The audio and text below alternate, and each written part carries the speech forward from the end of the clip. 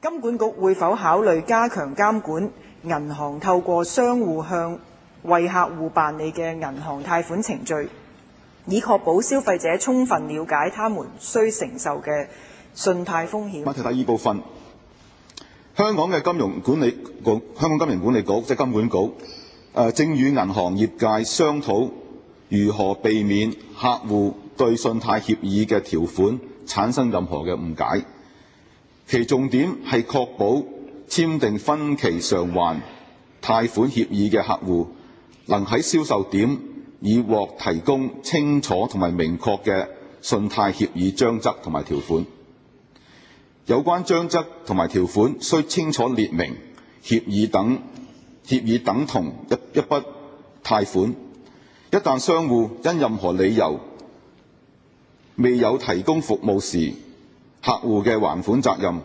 包括客戶可否停止償還相關嘅貸款額。金管局計劃喺未來1-2個月左右就呢方面向認可機構發出指引。